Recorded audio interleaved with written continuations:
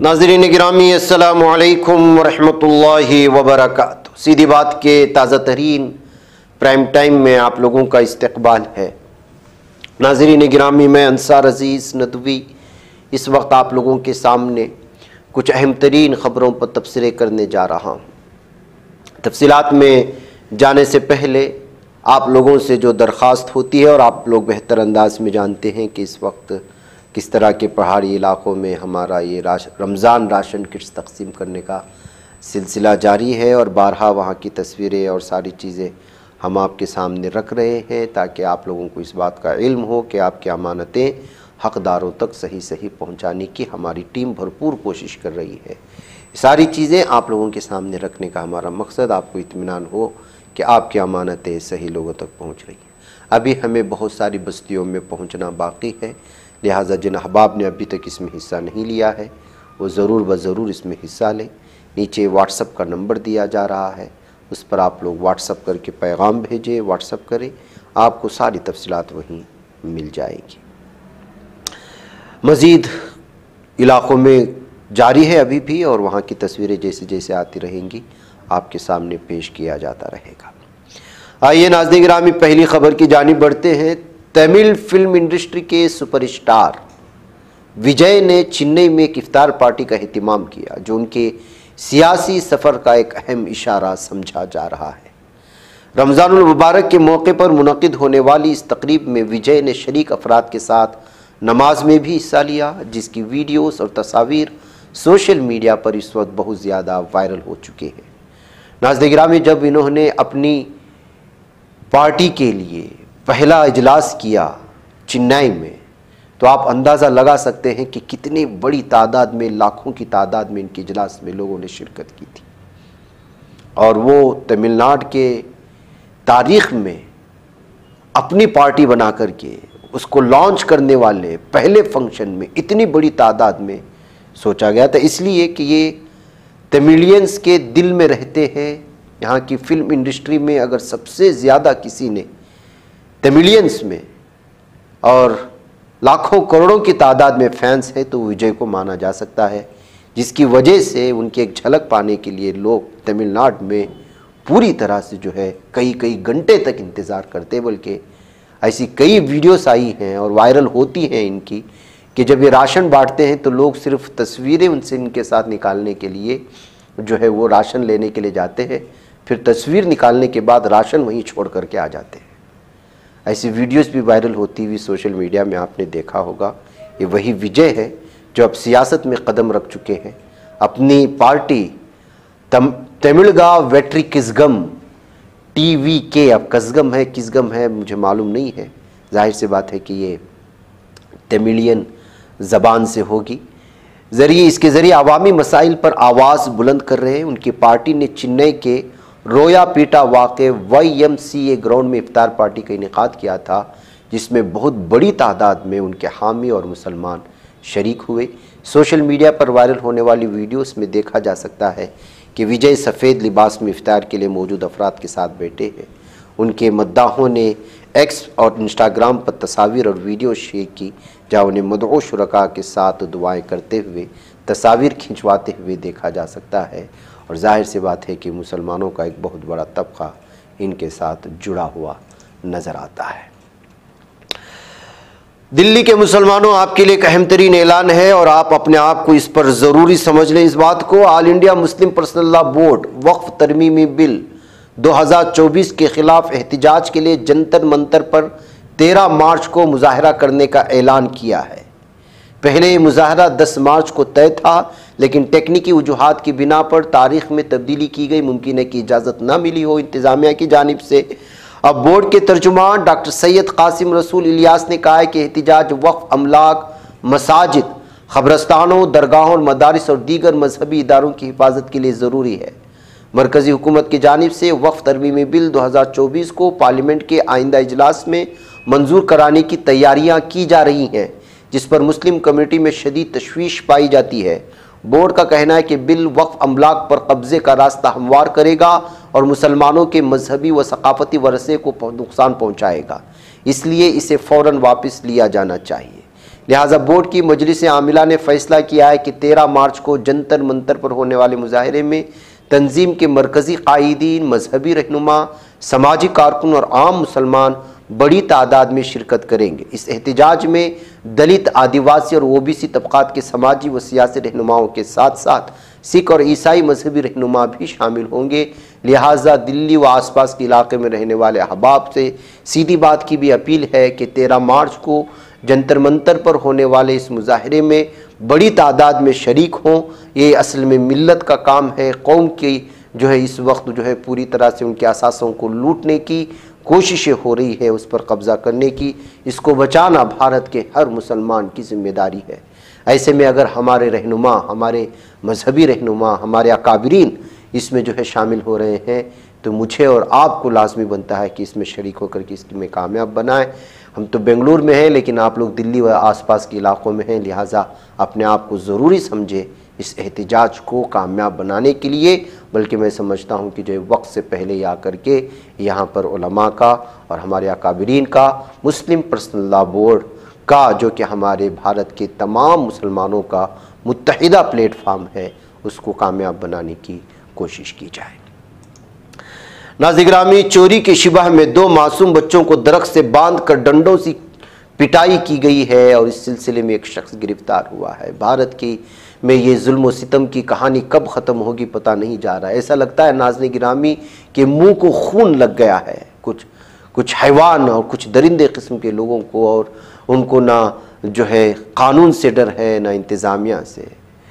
उत्तर प्रदेश में 2 छोटे बच्चों को दरख्त से पीटने का दर्दनाक जो मामला सामने आया, उसकी वीडियो मंजर आम पर आने के बाद 2 अशखास को गिरफ़्तार करने की खबरें आ रही हैं। दीगर की तलाश भी जारी है, बल्कि 3 अफराद को गिरफ़्तार करने की बात आ रही है। मामला उत्तर प्रदेश के मुजफ्फरनगर ज़िला वाक़े जानसठ कोतवाली का बताया जा रहा है। यहाँ कोल गाँव में 2 मासूम बच्चों को बेरहमी से पीटने की वीडियो वायरल हुई थी और बहुत ही दर्दनाक वीडियो आप देख नहीं पाएंगे।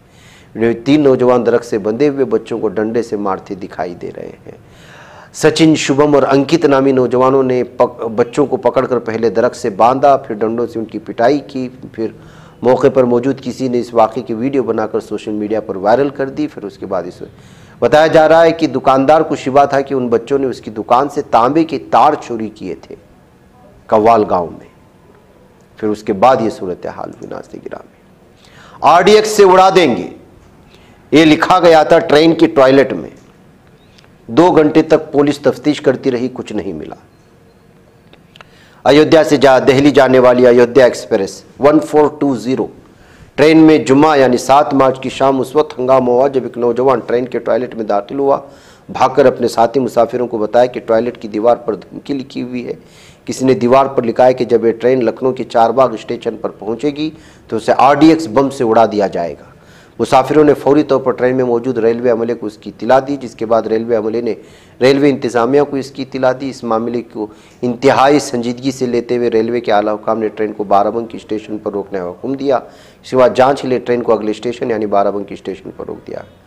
7:25 बजे ट्रेन को रोकने के बाद ट्रेन की मुकम्मल तलाशी जाँच शुरू की गई। सबसे पहले तमाम मुसाफिरों को ट्रेन से उतारा गया। उसके बाद GRP, RPF और सिविल पुलिस एहलकारों ने मिलिट्री बम डिस्पोजल टीम के साथ मिलकर ट्रेन की डिब्बों की तलाशी की, छानबीन शुरू की। ये धमकी अयोध्या एक्सप्रेस के कोच नंबर S8 के टॉयलेट में लिखी गई थी। तकरीबन 2 घंटे तक जारी रहने वाली तफ्तीश के दौरान बाराबंकी रेलवे स्टेशन पर सुपरिटेंडेंट ऑफ पुलिस और कलेक्टर समेत पुलिस की भारी नफरी मौजूद थी। तहकीकात से मालूम हुआ कि धमकी किसी ने शरारत के तौर पर लिखी थी और ट्रेन मुकम्मल तौर पर महफूज है। एक छोटी सी शरारत ने कितने लोगों को परेशान कर रखा आप लोग जानते हैं। नाज़िर-ए-गिरामी, ये हमारे भारत में हर 2 दिन में एक बार होता है। कोई स्कूल को ईमेल, धमकी का ईमेल भेजता है कि बम से उड़ा देंगे, कोई जो है नेता को लिख देता है ईमेल, और कोई ट्रेन के टॉयलेट में लिख देता है। नाज़रीन-ए-गिरामी, आइए, दिल्ली की एक अदालत ने जुम्मा को बीजेपी लीडर कपिल मिश्रा की अवामी नुमाइंदगी एक्ट के तहत दर्ज केस में जारी समन के खिलाफ नजरसानी की दरख्वास्त को मुस्तरद कर दिया है। अदालत ने कहा कि बीजेपी लीडर और दिल्ली के मौजूदा वजीर कानून इंसाफ कपिल मिश्रा ने 2020 में बहुत चालाकी से लफ्ज़ पाकिस्तान का इस्तेमाल वोट हासिल करने और मजहब की बुनियाद पर नफरत फैलाने के लिए किया था। अपने हुक्म में रोज़ एवेन्यू अदालत के खुसूसी जज जितेंद्र सिंह ने कहा, पाकिस्तान का लफ्ज़ बहुत चालाकी से दरख्वास्त गुजार मिश्रा ने अपने मुबैना बयानात में नफरत फैलाने और सिर्फ वोट हासिल करने के लिए इंतखाबी मुहिम में फ़िरक़ावाराना पोलराइजेशन को बढ़ा दिया था। दरहकीकत इस मरहले पर दरख्वास्त गुजार की मुबैना बयानात किसी मुल्क के तनाजुर में मजहब की बुनियाद पर बिलवास्ता तौर पर दुश्मनी फैलाने की एक वाज़िह कोशिश नज़र आती है, जो बदकिस्मती से आम ज़बान में अक्सर किसी ख़ास मजहब के अरकान को ज़ाहिर करने के लिए इस्तेमाल होते हैं। RPA की दफ़ा 125 इंतखाबात के सिलसिले में तबक़ात के दरमियान दुश्मनी को फ़रोग़ देने के तहत दर्ज मुक़दमे में इल्ज़ाम लगाया गया था कि मिश्रा ने 2020 में इलेक्ट्रॉनिक मीडिया में काबिल एतराज़ात बयानात दिए थे, जिससे दिल्ली में छोटे छोटे पाकिस्तान बन गए और पाक की शाहीन बाग में इंट्री हो गई है। तो जाहिर सी बात है कि किस कदर भयानक और भड़केला बयान था। इसके ख़िलाफ़ जो है मुक़दमा दर्ज किया गया था, उसको हटाने के लिए अदालत में मिश्रा गए थे, लेकिन अदालत ने इनकार कर दिया। नाज़रीन गिरामी, शाम में हुकूमत और साबिक़ सदर बशर अल असद के हामियों के दरमियान खूनी झड़पें हुई हैं और कल से ये झड़पें हो रही हैं। 200 से ज़्यादा लोगों की जानें चली गई हैं। उन तशद्दुद की वो वीडियो जो इस वक्त फायरिंग हुई वो हम आपके सामने रख नहीं सकते। ये तशद्दुद उस वक्त फूटा था जब जुमेरात को लताकिया सूबे के देही इलाकों में सरकारी फोर्सेस पर असद हामी जंगजुओं ने घात लगाकर हमला किया। ये वाक़या असद हुकूमत के ज़वाल के बाद सबसे ख़तरनाक चैलेंज माना जा रहा है। सीरियाई ऑब्जर्वेटरी फॉर ह्यूमन राइट्स के मुताबिक जुम्मा को हुए ताज़ा झड़पों में 120 से ज़्यादा अफराद मारे गए। ये दिन असद के इक़्तिदार से बेदखल होने के बाद का सबसे पुरतशद्दुद दिन बन गया है। ऑब्जर्वेटरी ने बताया कि जुमेरात को जाबलिया के पास सरकारी फ़ौज पर हुए हमले में कम से कम 13 पुलिस एहलकार की जान चली गई। उसके बाद हुकूमत ने इलाके में भारी तादाद में फ़ौजी दस्ता तैनात करके जवाबी कार्रवाई में असद हामी जंगजुओं को निशाना बना करके उनको कत्ल कर दिया है। बताया जा रहा है कि शिया हामी ये लोग थे या फिर ईरान से हिमायत लेकर के इस वक्त जो नई हुकूमत बनी है उसको खोखला करने की कोशिश हो रही है। इस तरह के इल्ज़ामात लग रहे हैं। नाज़रीन गिरामी, तफरीह की ख्वाहिश में मौत से सामना हुआ है। यमन के पास 4 कश्तियाँ गरक़ाब हो गई, 180 अफराद लापता। यमन और जबूती के दरमियान मुहाजिरों को ले जा रही 4 कश्तियाँ समंदर में गरक़ाब हुई। जुमेरात की देर शब पेशा इस हादसे के सबब 180 से ज़ायद अफराद लापता हुए और अब तक किसी का पता नहीं चल सका। अक़वाम मुत्तहिदा के international organization for migration IOM ने इस हादसे की तस्दीक करते मुहाजिर के लिए इसे दुनिया के सबसे ख़तरनाक रास्तों में से एक करार दिया है। रास्ता ख़ास तौर से इथोपिया के मुहाजिरीन के ज़रिए खलीजी ममालिक में काम की तलाश या जंग से बचने के लिए इस्तेमाल किया जाता है। IOM का कहना है कि जुमेरात की शब 4 कश्तियाँ डूब गई, जिनमें सवार 180 से ज़ायद लोगों का अब तक कोई पता नहीं चला। यह हादसा यमन और जबूती के साहिलों के पास हुआ। मुहाजिरों के ज़रिए इस्तेमाल किया जाने वाला यह रास्ता पहले भी ख़तरनाक साबित हो चुका है। 2024 में इस रास्ते से यमन में 60,000 से ज़्यादा मुहाजिरीन पहुँचे थे और इस दौरान 558 लोगों की मौत हो चुकी थी। तो नाज़रीन गिरामी, किसी मुल्क में जब जंग थोप दी जाती है, इक़्तिसादी तौर पर जब ममालिक पूरी तरह से बर्बादी के कगार पर आते हैं, तो फिर वहाँ के बाशिंदे अच्छे या बेहतरीन मुस्तकबिल के लिए इस तरह के गैरकानूनी रास्ते इस्तेमाल करते हैं, जहाँ वो अपनी जान खो बैठते हैं। और अब तक न जाने इन पानियों के रास्ते ने कितने लाखों लोगों को जो अपने ममालिक छोड़ करके एक अच्छी ज़िंदगी की तलाश में निकले थे, वो पानी में खो गए और वहीं पर वो दफन भी हुए। नाज़रीन गिरामी, अर्जेंटीना में सैलाबी सूरत हाल है और भयानक सैलाबी सूरत हाल, और बारिश का पानी इस वक्त जो है घरों में भर रहा है।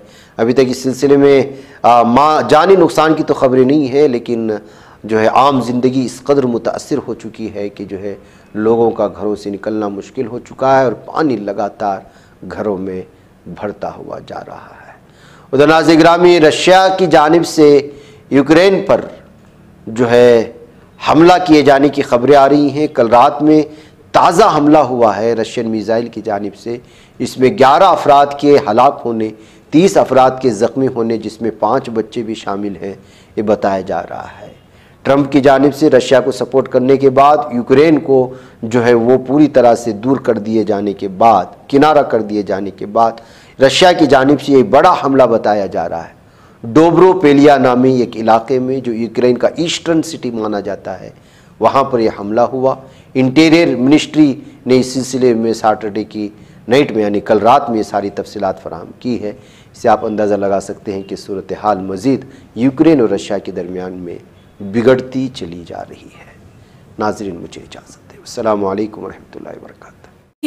बच पाता है कोई सहाफ़ी की निगाहों से, मिलाता है ये लोगों को मोहब्बत की पनाहों से।